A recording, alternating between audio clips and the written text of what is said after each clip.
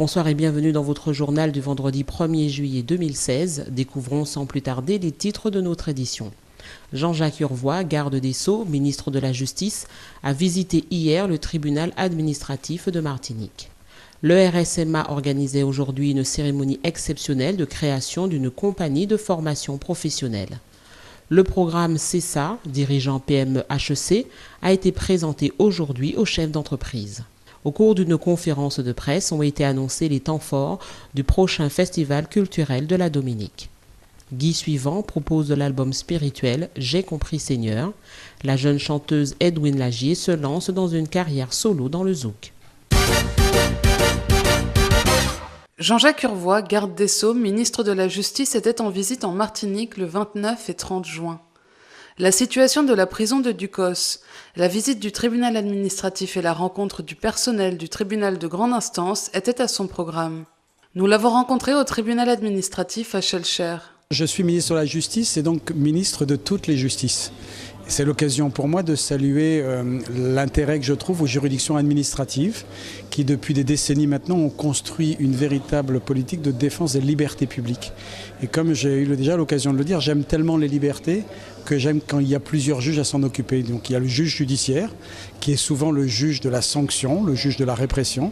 Et il y a le juge administratif, qui est celui de la prévention, celui qui intervient pour préserver avant de sanctionner. Et donc on a là une répartition des tâches qui est à l'honneur de notre système, parce que c'est un système uniquement français et qui a démontré son efficacité au service des libertés publiques, des libertés individuelles et des libertés collectives. Les Antilles ne sont pas différentes de la métropole. Cependant, un moment d'échange avec les magistrats ont permis au ministre de mesurer les besoins de cette juridiction. C'est exactement les mêmes problématiques qui sont traitées par le tribunal administratif de la Martinique. Simplement, les volumes ne sont pas toujours identiques. Par exemple, en droit des étrangers, il y a peu de contentieux ici, mais en droit des marchés publics, il y en a un peu plus que ce que je m'est arrivé de constater dans quelques juridictions métropolitaines. La venue du ministre a également été l'occasion de délivrer un message de soutien aux magistrats. Le RSMA de Martinique compte désormais une 4e compagnie de formation professionnelle destinée à la compétence de la maintenance, du transport et de la logistique, présentée ce matin sur le parvis du château de la Favorite. Cette 4e compagnie, elle concrétise la montée en puissance du RSMA de la Martinique, qui est, comme vous le savez, qui a atteint les 900 jeunes en 2015 et qui va atteindre la barre des plus de 1000 jeunes d'ici 2017. Donc on est en pleine montée en puissance. Là, ça formatise un pôle qui s'appelle le pôle transport, maintenance, logistique, donc qui regroupe tous les métiers en fait, qui sont dans ce secteur d'activité. Ça va regrouper tous ces métiers de mécaniciens, de carrossiers, de personnes qui vont être dans le transport, des personnes, des marchandises.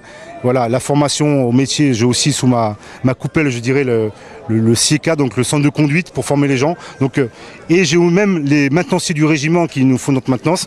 Comme ça, on a tout regroupé et la facilité pour les employeurs et les entrepreneurs, c'est une lisibilité, parce que s'ils ont un problème, s'ils sont dans ce domaine, ils s'adressent directement à moi. Et ils auront toutes les réponses qu'ils veulent. Ça fait plus d'1 an qu'ils ont travaillé là-dessus pour créer cette compagnie. Et vous avez entendu la diversité de cette compagnie qui aidera au RSMA Martinique de s'agrandir un petit peu et avoir encore plus de cadres et puis de permettre aux jeunes de bien se diversifier. Ces jeunes ont l'opportunité de trouver un bagage et de sortir avec au moins avec une formation. Et ça c'est très important pour notre jeunesse. Et tous ceux que nous avons vus, qui sont là juste à présent, je discutais tout à l'heure avec ceux qui étaient là depuis le mois de mars seulement, voyez, ils ont déjà très progressé, puisqu'ils sont venus pour un but précis. Une 4e compagnie qui voit le jour et qui sans aucun doute répondra aux demandes de nos jeunes Martiniquais. La Chambre de commerce et d'industrie de la Martinique a mis en place, en partenariat avec HEC Paris, un programme à destination des dirigeants d'entreprises. Il s'agit d'un perfectionnement dans le management, offrant à la fois une dimension pédagogique et un audit dans le cadre de l'entreprise. Ce matin, à l'hôtel Batelière, les gérants étaient invités à la présentation de cette formation. Développer un programme de formation ici en Martinique pour faire en sorte qu'il émerge de plus en plus une communauté agissante de dirigeants de PME qui crée de la valeur en Martinique, qui fasse qu'on passe d'une société d'hyperconsommation de produits importés à une société de production de valeur qui éventuellement, après avoir réalisé son chiffre d'affaires sur le territoire martiniquais, puisse exporter dans la région, dans la sous-région, dans la région, en Amérique centrale, dans l'arc caribéen, etc. Les participants qui nous font l'amitié de venir avec nous dans ce voyage qui dure 18 mois, d'embarquer sur ce bateau qui va nous emmener au large pendant 18 mois, sont des dirigeants d'entreprise qui représentent vraiment la Martinique. Ils sont béquets, ils sont martiniquais, ils sont coulis, ils sont tout. Voilà, ils sont dans le service, ils sont dans l'industrie, ils sont dans l'agroalimentaire. Voilà, donc ils représentent vraiment la société martiniquaise des entreprises. Voilà, et nous, notre ambition, c'est de leur faire changer de regard sur le métier qu'ils exercent et puis aussi sur leur posture de patron par rapport à l'entreprise qu'ils dirigent. J'ai l'impression maintenant, au bout de la 5e promo, là, et bientôt on va commencer la 6e en septembre prochain, que les gens effectivement évoluent beaucoup, changent. Nous, on n'est pas des profs, on vient pas là leur dire ce qu'il faut faire. On vient là pour leur poser des questions jusqu'à ce qu'ils découvrent eux-mêmes ce qu'ils ont envie de faire. Et véritablement envie de faire, pour qu'il y ait une grande cohérence entre ce qu'ils sont et ce qu'ils veulent faire. Les 12 participants de la dernière promotion en date ont reçu hier soir leur certificat d'enseignement supérieur des affaires. Le World Creole Music Festival de la Dominique présentait hier jeudi soir sa 19e édition. Un retour après une année d'absence due au cyclone Erika. Le ministère du Tourisme de la Dominique, le consul en Martinique et des personnalités de la Dominique avaient convié la presse au piano rouge pour lancer cette édition très attendue. Le festival est la signature d'une Dominique qui souhaite promouvoir la culture créole des Caraïbes. Nous allons promouvoir la culture créole, nous allons inviter tout le monde pour expériencer et pour partager avec nous culture. Un riche plateau artistique résonnera donc pendant 3 nuits de festivités.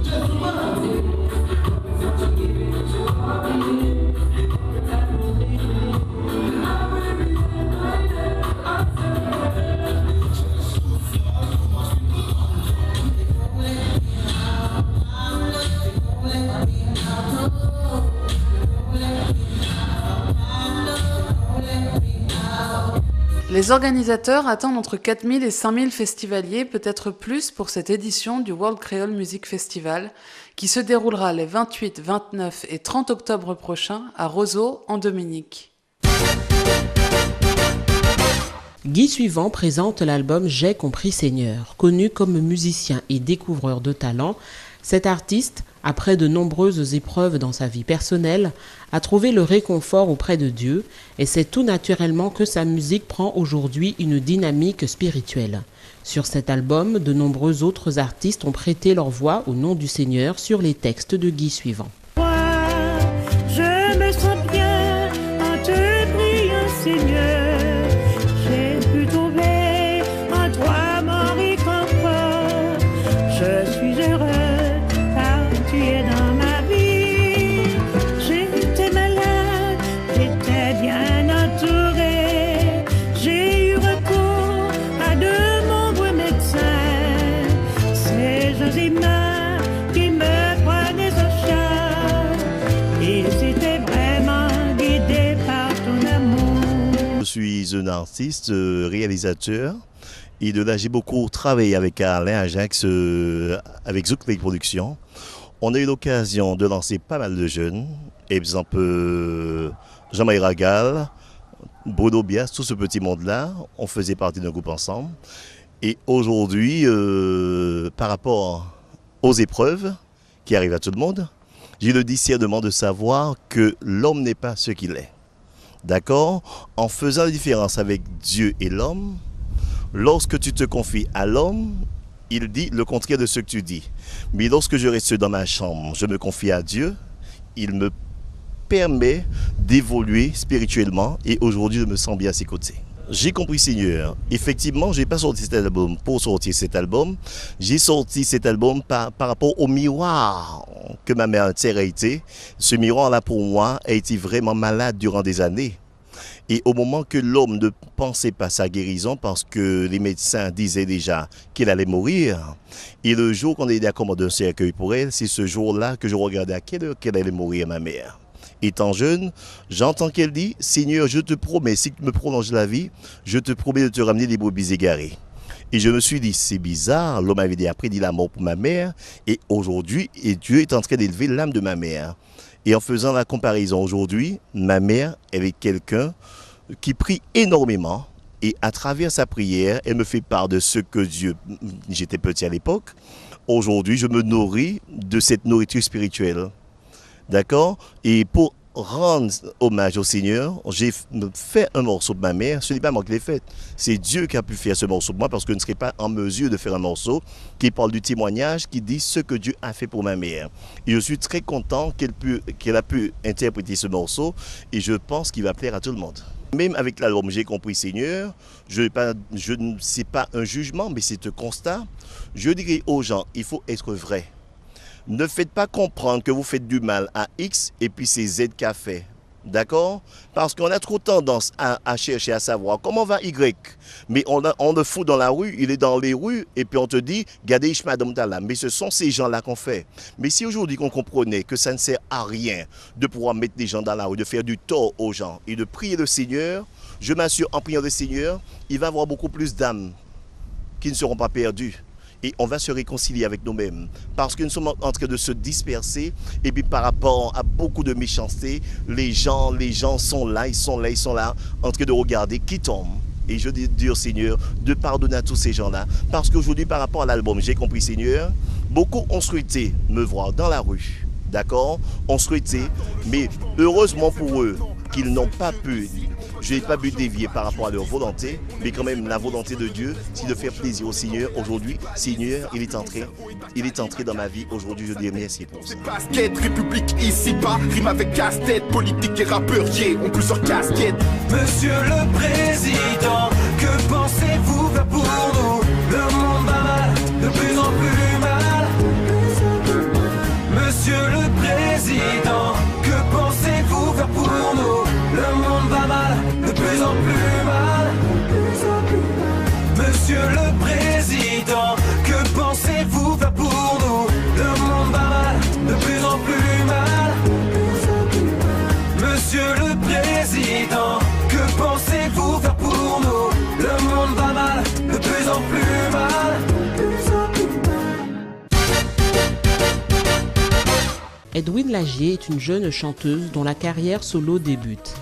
Après des années dans le gospel et le chant lyrique, et soutenue par quelques grands noms de la scène zouk, elle se lance dans l'aventure en proposant son premier single, Le Seul.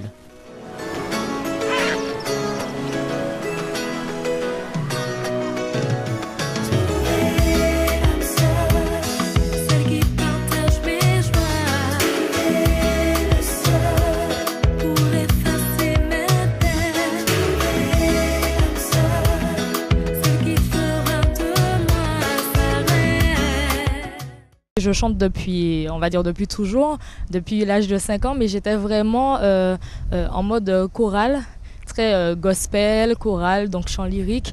Bon, c'est vrai que j'y suis toujours, mais là j'ai décidé en fait de me tourner vers le zouk qui est une musique, une des musiques martiniquaises. Et donc pour moi, c'était pratiquement naturel d'aller vers cette musique. Félo Denis m'a demandé de poser ma voix sur un des morceaux qu'il a écrit pour soutenir un petit peu les personnes qui ont la maladie, les différentes maladies, cancer et tout, pour leur donner la force et leur dire de toujours se battre et de ne pas perdre la foi. Donc ce morceau s'appelle « Et si je chante ?» Et c'est vrai après ce morceau, il y a beaucoup d'artistes, par exemple comme Dominique Lorté, Karine Jeanne Rose, qui m'ont dit « Mais pourquoi tu ne te lances pas vers une carrière solo ?» Donc pour moi, j'ai beaucoup réfléchi. Mais c'est vrai que ne sachant pas trop écrire ni composer, je ne savais pas vers qui me tourner en fait. Et c'est vrai que j'ai rencontré Rodi qui m'a entendu sur le morceau avec Félo Denis, qui à ce moment-là a contacté Patrick André, qui est compositeur, arrangeur, interprète, et voilà, qui fait un petit peu de tout. Et donc Rodi lui a demandé de m'écrire un morceau sur mesure en fait pour que je puisse débuter ma carrière solo. Donc ça a donné le morceau qui s'appelle Le Seul. Donc, qui parle un petit peu, on va dire que c'est une histoire d'amour, puisque je dis bien le seul qui a trouvé la clé de mon cœur, puisque bon, je pense que maintenant on cherche un petit peu tout le seul justement. Donc voilà, pour moi c'est un morceau qui me parle beaucoup surtout.